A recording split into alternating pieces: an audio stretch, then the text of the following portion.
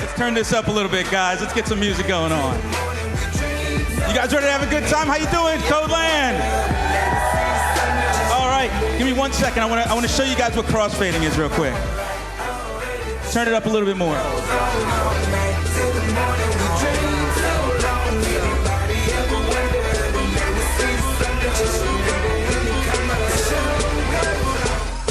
So I ball so hard, niggas wanna find me.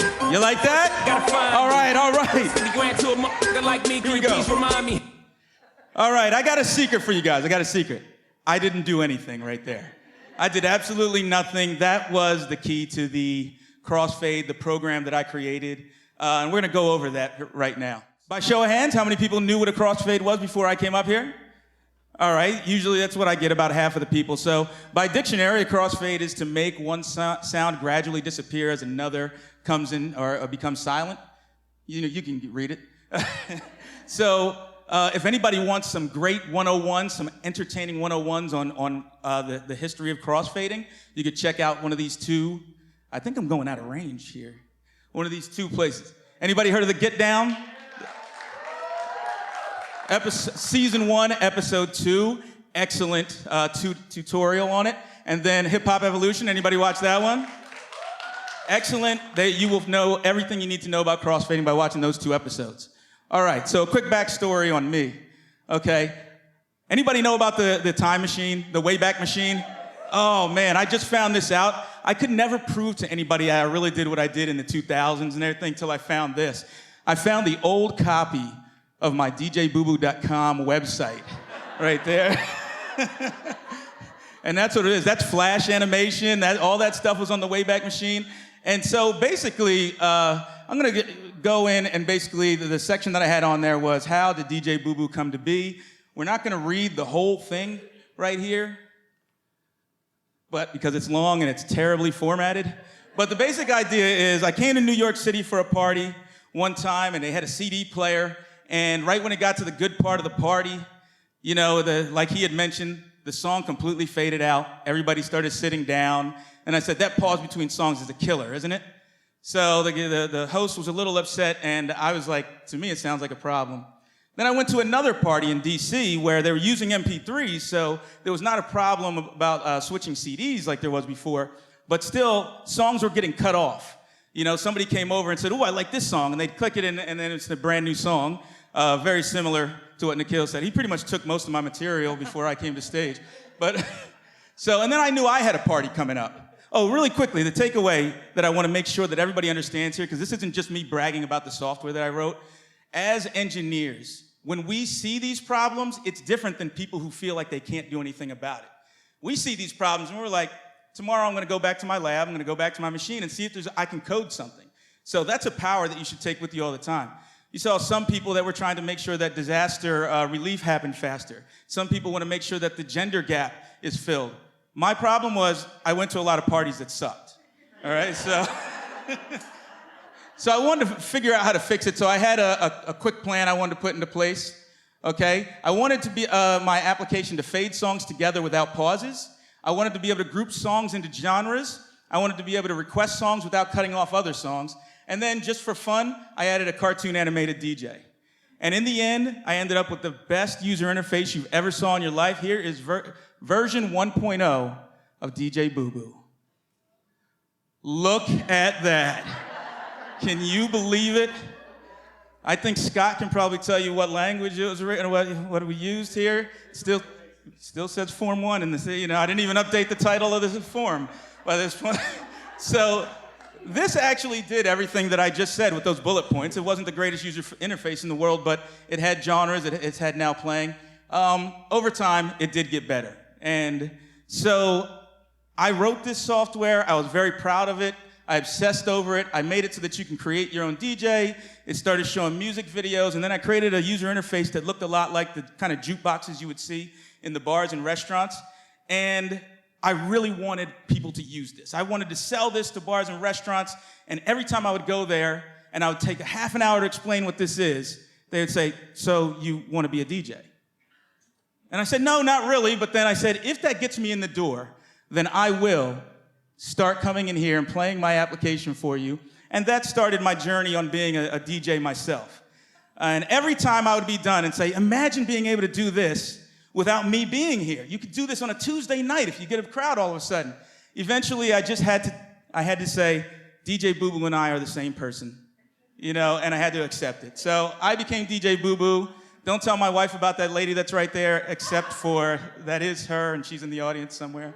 So, so DJ Boo Boo did get me a good wife. Quick note, at the same time of all this, I did have a really nice professional job at some really large companies, and I didn't like those two worlds colliding. I tried at first, but in the 2000s, saying that you're a DJ was nothing like saying that I play classical piano or I play the guitar or anything like that. When you say you're a DJ, all of a sudden, instead of handshakes, you get high fives, and then people yell down the hallway, yo, Boo Boo, wiki, wiki, wiki.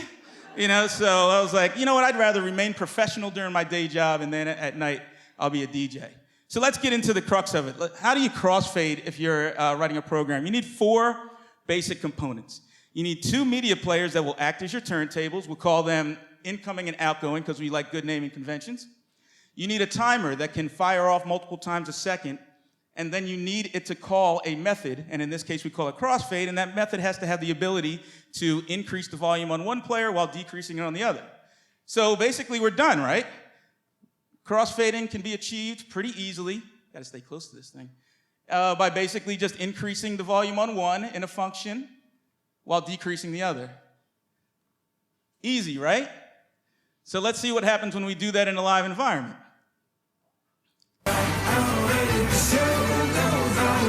This is the card, this is the party.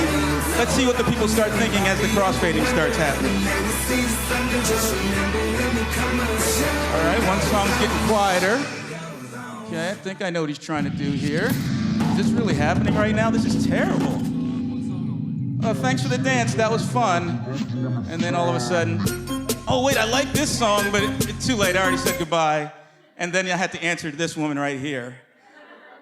So what happened? I thought we had the perfect crossfading formula right there. Let's quickly go over what we did. With great volume comes great responsibility. You must know that. You must know that with crossfading, okay? So our problem was right here.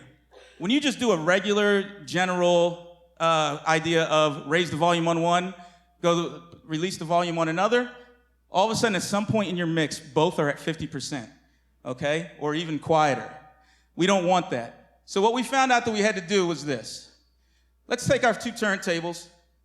Let's give them the names that they're supposed to have, okay? And now it's time to choose your artists.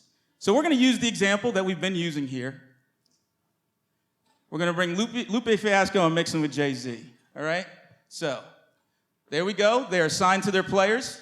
Let's turn Lupe Fiasco all the way up because that's gonna be the outgoing item. And now, when I started showing this to Saran before, I didn't have this. And she said, oh, that's nice, but where the hell is the code? Dude, and I'm like, okay, I see what kind of crowd this is.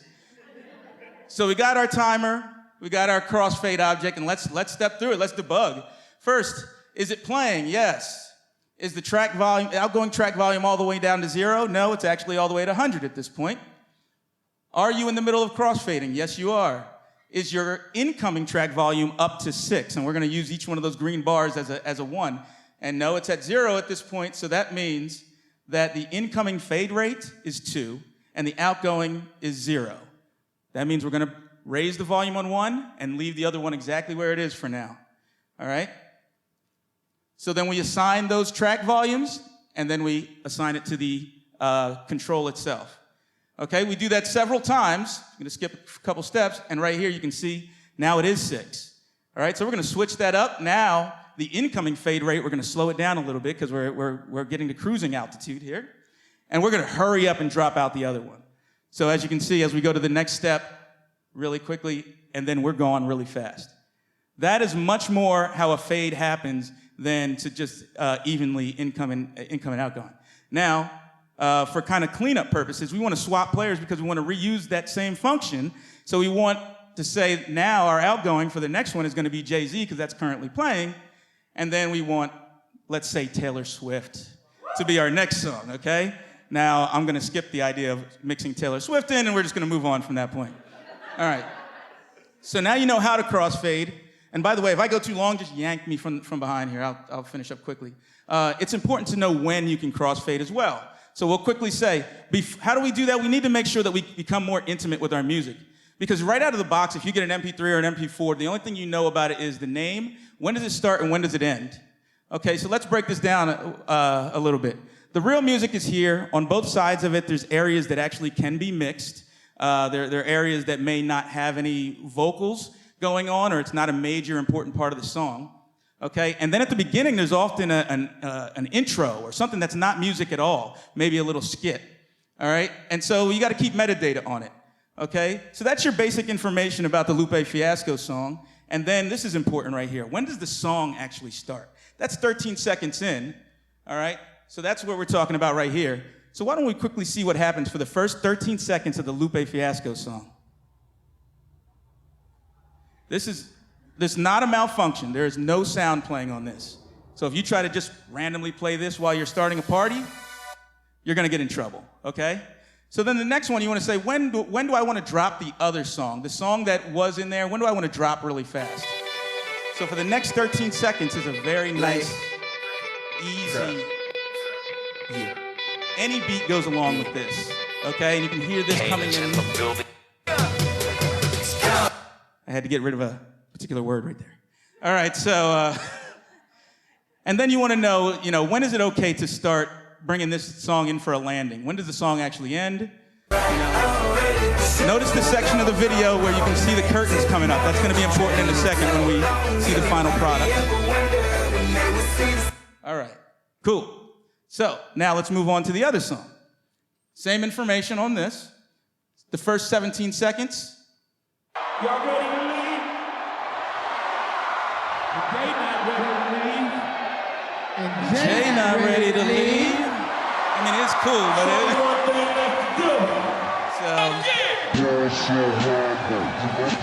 Let's go.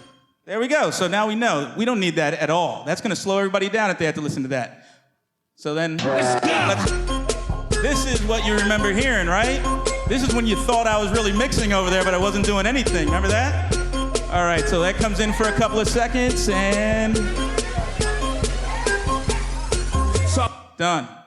All right, so let's, now that we have that metadata in there, let's take a look. Those are two items right there.